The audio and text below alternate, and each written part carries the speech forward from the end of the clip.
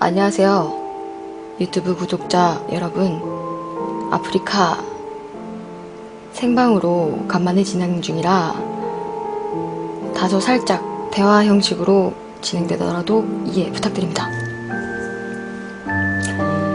이번 이야기 해드릴 사형수는 사형 집행이 되지 않은 채로 가장 오랜 기간 복역하고 있는 사형수예요. 무려 24년째 복역 중인 사형수입니다. 근데 아까 내가 살짝 얘기를 하다 말았는데, 이번에 이 사건을 듣게 되면 판결에 조금 더 신중을 기해야 하는, 그 아까 얘기했던 그게 뭔지 그런 느낌이 조금 오는 사건일 수도 있어요. 내가 왜 그런 생각을 가지게 됐는지 여러분도 한번 들어봐봐요. 이 사건의 이름이 어떻게 지어졌냐면요, 이름이 이래. 왜 모든 살인사건이나 어떤 일에는 이렇게 이름이 붙여지잖아요. 이 이름이 여호와의 증인 왕국회관 방화범 원언식 이렇게 돼요.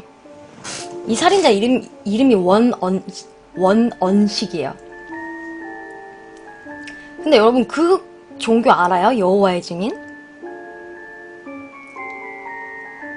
저는 잘 몰랐거든요? 이런 게 있는지.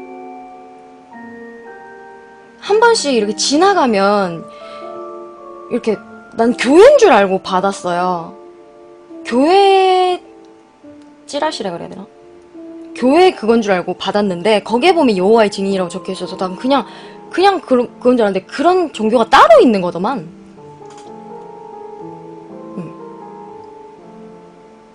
그 종교에 대한 이야기예요. 팜플렛. 1992년 10월 4일 강원도 원주시 여호와의 증인 교회에서 일어난 사건입니다. 사망자 수가 좀 많은데도 불구하고요, 좀 크게 알려지지 않았어요, 그때 당시에. 그게 왜냐면 저처럼 이게 교회인 줄 알았던 사람들이 많아요. 그러니까 그만큼 이게 좀 큰 사이비 종교래요. 기독교에서 이단으로 지정한 종교 중 하나. 그러니까 이게 이단이긴 한데, 사이비 이단을 이제 흔히들 사이비 종교라고 하죠. 근데 꽤나 큰, 아주 큰 이단 종교래요. 그래서 그 꽤나 큰 여호와의 증인 측에서 덮으려고 꽤나 좀 노력을 한 결과라고 볼 수 있어요. 그때 당시에 좀 쉬쉬거렸다고 합니다. 92년 10월에 동아일보 지면에 이제 경찰이 수사본부를 차렸는데, 일부 신도들이 진술 자체를 거부를 하고요. 그래서 이제 수사에 어려움을 겪었다고 이제 내용이 나오기도 했었어요. 일부 신문사들이 일제히 전부 다 그 여호와의 증인을 비판하기도 했어요. 어떻게 이런 사건이 나왔는데 다들 증언하기조차도 이렇게 거부를 하냐, 진술 자체를. 이렇게 얘기를 했다고 합니다. 아시는 분들이 지금 좀 꽤나 많은데, 난 왜 몰랐지? 네, 당시 나이가 이렇게 35이었어요. 원원식이. 대한지적공사라는 데를 다녔다고 하네요. 아주 평범한 가정을 꾸리고 있었어요. 부인도 있었고 자녀도 있었어요. 평범한 가장이고 회사원이었어요. 그러니까 어떻게 보면 이때까지 사형수들, 살인마들 중에 가장 아주 평범해, 아주 모범적인 삶을 살았어요. 1957년 강원도 원주에서 태어났고요. 근데 가난한 농부 집안의 8대 독자로 태어났어요. 가난하긴 했는데 8대 독자입니다, 여러분. 8대 독자. 57년생에. 그때 당시에 독자, 8대 독자인데 얼마나 귀했겠습니까? 아주 끔찍하게 그 가족들이 아껴줬어요. 가족들도 성실하기도 했고 가난했지만. 근데 11살 때 아버지가 돌아가셨어요. 73년에 중학교 졸업한 뒤에 이제 집안 사정이 안 좋았던 관계로 이제 고등학교는 못 갔어요. 그래도 이제 방송통신학교를 통해가지고 고등학교 과정을 마치고 74년에 이제 대한지적공사의 임시직으로 들어가요. 그래서 사회생활을 일찍 시작했지, 남들보다.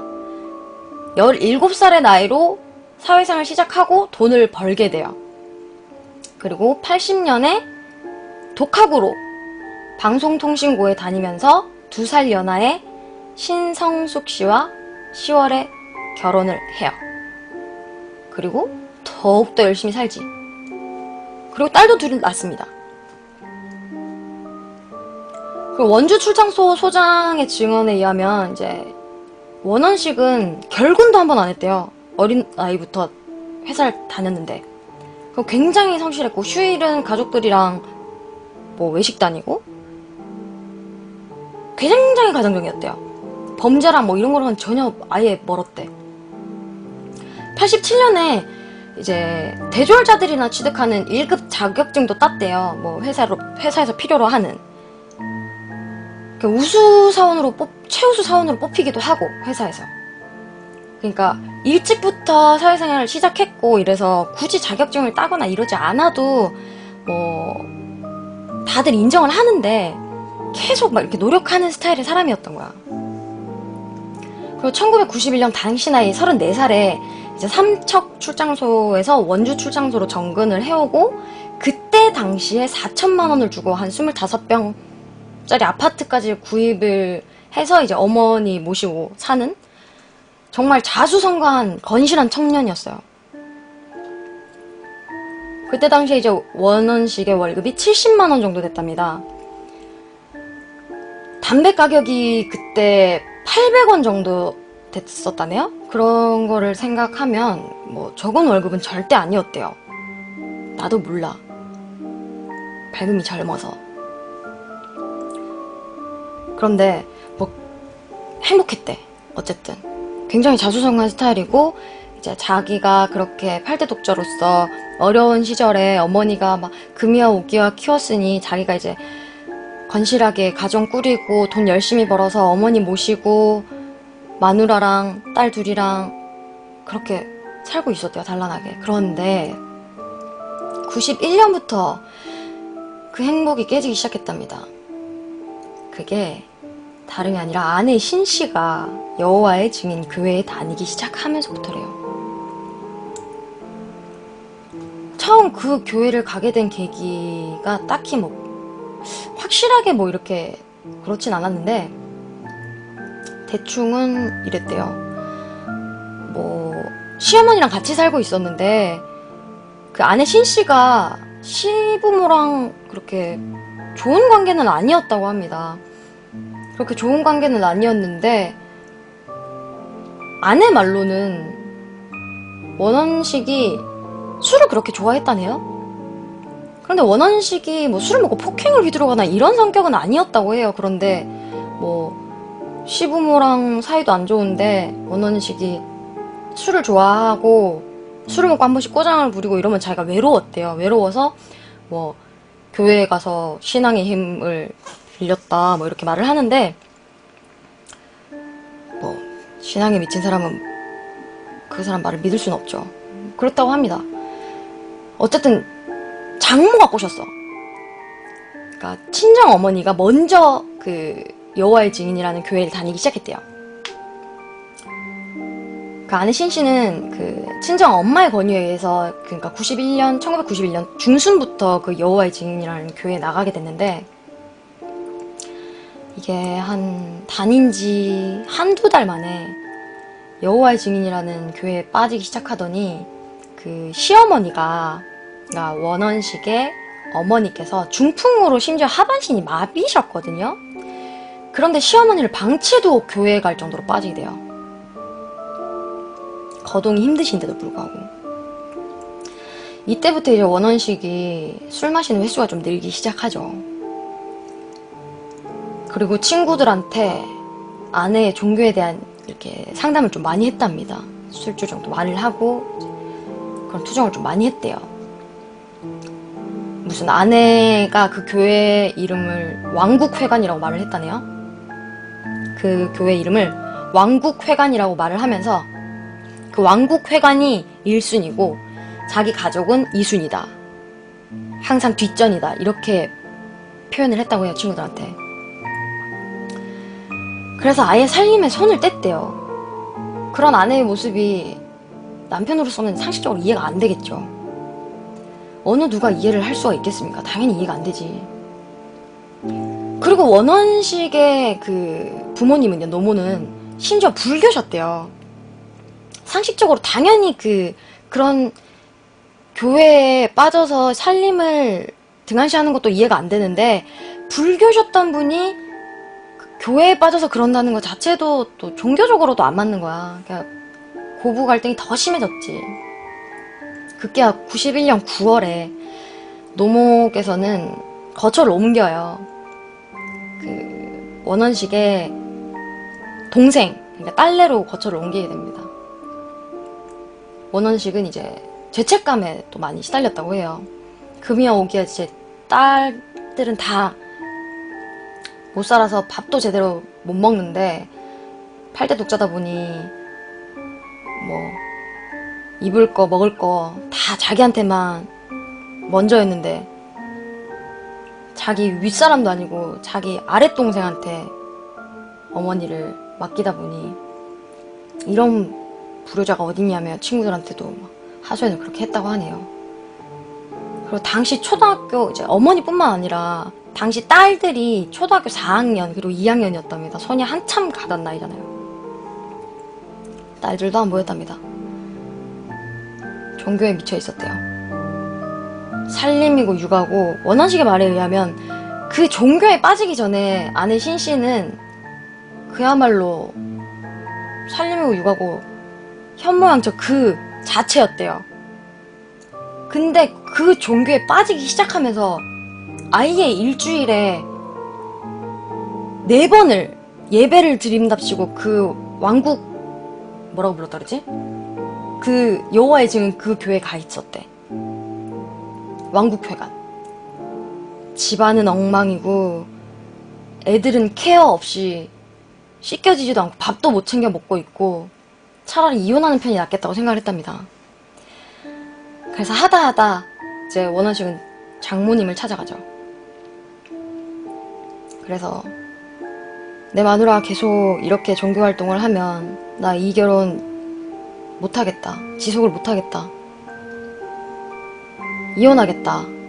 그러니 장모님이 좀 말 좀 잘해달라고, 애 좀 잡아주십시오. 그랬는데 그걸 이제 전에 들은 아내 신씨는 얘기합니다. 와서 대한민국 헌법에도 종교의 자유가 있어. 이거는 이혼 사유가 안 돼. 라고 당당하게 말했답니다. 말도 안 되는 이야기를 말이 되는 것처럼 말해버렸죠. 원원식은 이렇게 협박도 해보고요, 술 먹어 윽박도 질러보고요, 다투기도 해보고요, 빌어도 보고요, 이 미친 종교를 막아보려고 무단히도 노력을 했대요. 근데 마음을 돌리라는 시도를 하면 할수록 이 아내 신씨는 더 종교에 미쳐버리는 거예요. 종교에 대한 집착을 더 늘리게 하는 결과를 초래해요. (1992년 10월 4일) 원원식은요 숙직을 하고 돌아와요. 주말인데도 불구하고 숙직을 하고 돌아왔어요. 주말인데 아내가 그날은 집에 있었나봐요. 아내가 해준 안주에다가 소주를 2병 마십니다. 술을 마시며 원원식은 아내에게 항상 하던 말을 해요. 왕국회관 좀 나가지 마라. 그놈의 종교 좀 이제 때려치워라. 아내는 뭐 항상 하는 말이니까 그러려니 하고 언제나 그랬던 것처럼 무시해버려요. 그랬으면 안 되는데 말이죠. 그날 낮 12시, 일상과 같은 말다툼을 끝으로 박원식이 이제 바깥으로 잠깐 바람을 쐬러 나갔답니다. 그리고 돌아왔는데 아내가 없어. 신씨가 없어요. 어린 딸 둘만 남아있어요. 또 갔지, 왕국회관으로. 아내는 간 거예요, 예배드리러. 이제 원원식의 분노가 극에 달합니다. 폭발을 한 거죠. 주말에 자기는 이제 돈 번다고 숙직까지 해가면서 일하고 왔는데 벌어온 돈을 들고 또 여호와의 그 증인 교회에 간 거야. 이게 말을 안 해서 그렇지 그 전부터 어마무시한 돈을 또 그 종교에 갖다 바치기까지 한 거예요. 그 주말에 어린 딸들까지 두고 또 내팽개치고 잠깐 나갔다 온 사이에 소주를 마시면서 나가지 말아달라고 또 얘기했는데 그 피곤함을